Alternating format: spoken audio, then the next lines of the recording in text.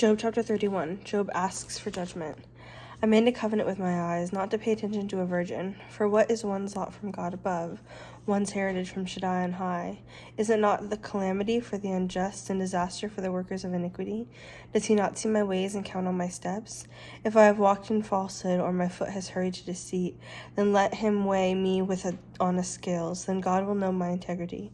If my step has strayed from the way, if my heart has walked after my eyes, or if any defilement has stuck to my hands, then let me sow and another eat, and let my crops be uprooted. If my heart has been enticed by a woman, or I have lurked at my neighbor's door, then let my wife grind for another, and let others sleep with her.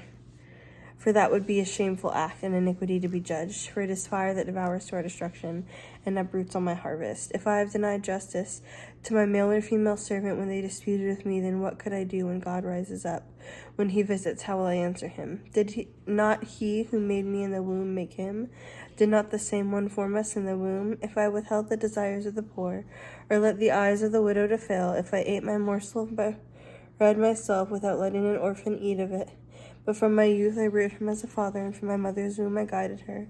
If I have seen anyone perishing for lack of clothing, or the needy without a covering, if his heart did not bless me, as he warmed himself with fleece of my sheep, if I have raised my hand against the orphan, when I saw my support in the gate, then let my shoulder blade fall off from my shoulder, and let my arm be broken off at the joint. For calamity from God was a terror to me, and because of his majesty I could do nothing.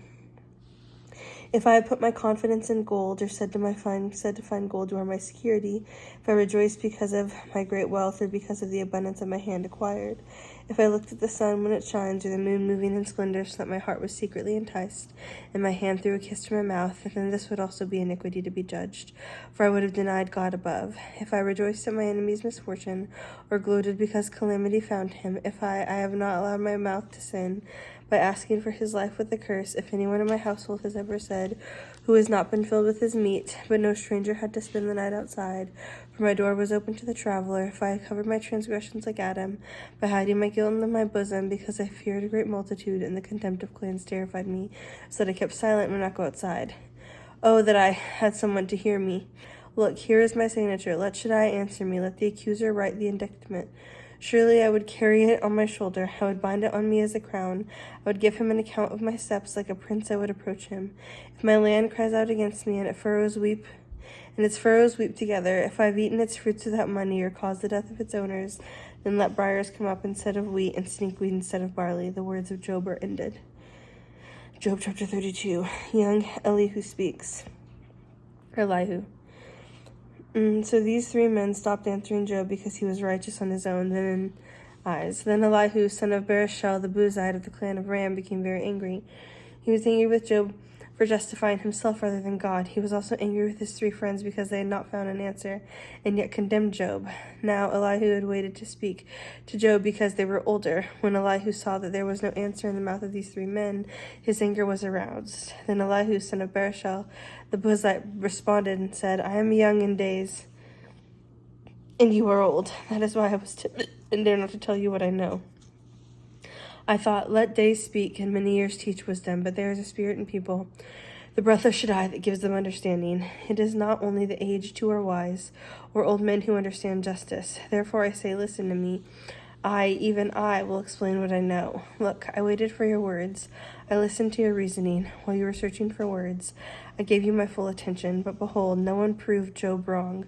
None among you answered his statements, lest you should say, we have found wisdom. Let God refute him, not man. Job has not directed his words to me, and I will not respond to him with your arguments. They are dismayed and no longer reply. Words have failed them. Must I wait since they no longer speak? Since they stand there with no reply? I too will answer my part. I too will declare what I know, for I am full of words, and the spirit within me compels me. Inside, I am like wine that has no opening, like new wineskins ready to burst. I must speak that I may find relief. I will open my lips that I may answer. I will show partiality to no one, nor will I flatter anyone, for I do not know how to flatter else. My Maker would quickly carry me away. Job 33.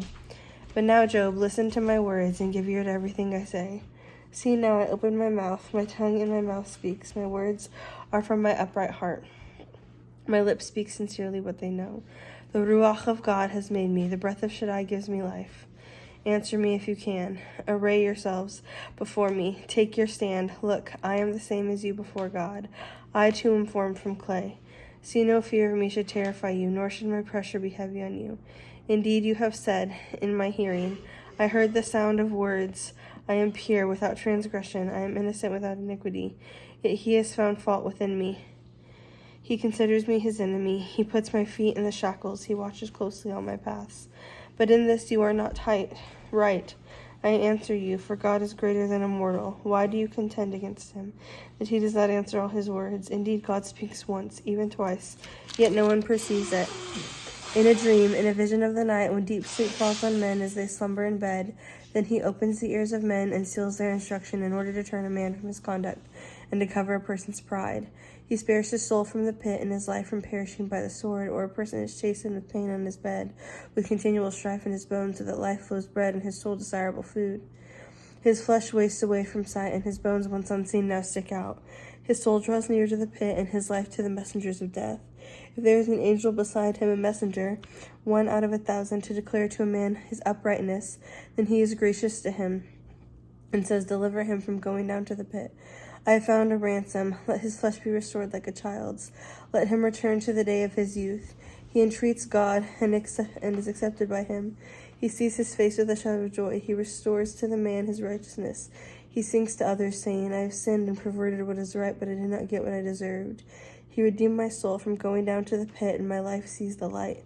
Indeed, God does all these things twice, even 3 times with a man, to bring his soul back from the pit, that he may be illuminated with the light of life. Pay attention, Job. Listen to me. Be silent, and I will speak. If you have anything to say, answer me.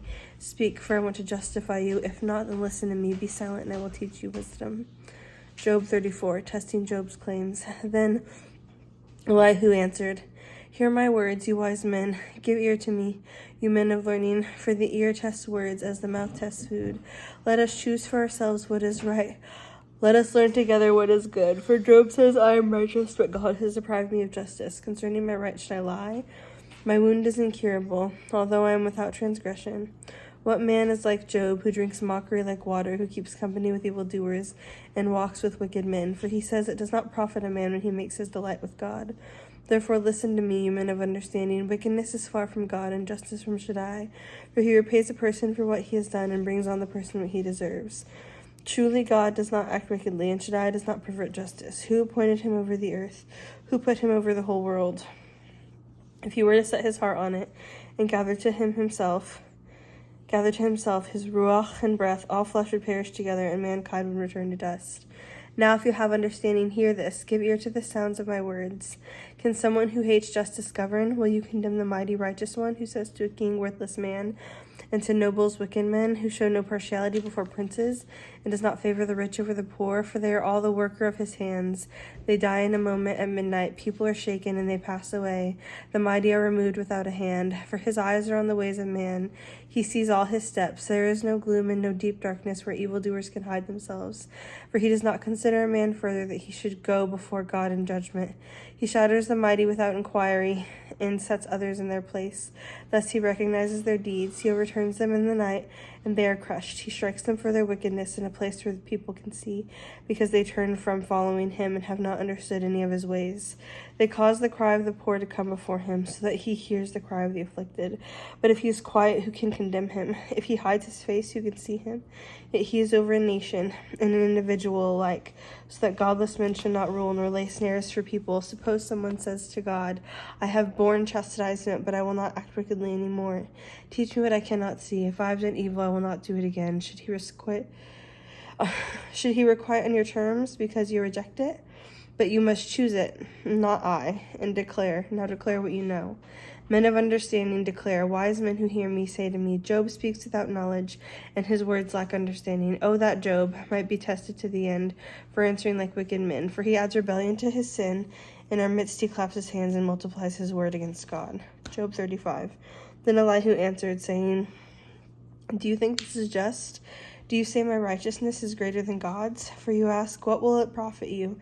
And what do I gain by not sinning? I will answer you and your friends with you. Look up at the heavens and see. Consider the clouds so high above you. If you sin, how does it affect him? If your transgressions are many, what do you do to him?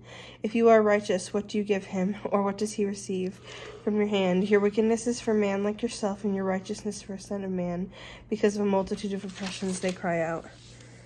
They cry out for help because of the power of the mighty. But no one says, where is God my maker? Who gives songs in the night? Who teaches us more than the animals of the earth? Who makes us wiser than the birds of the sky? There they cry out, but he does not answer, because of the pride of the wicked. Indeed, God does not hear an empty cry. Shaddai pays no attention to it. How much less would you say that you do not perceive him, that the case is before him, and that you must wait for him, and further, that his anger does not punish, and that he does not know transgression. So Job opens his mouth with nonsense, without knowledge he multiplies words.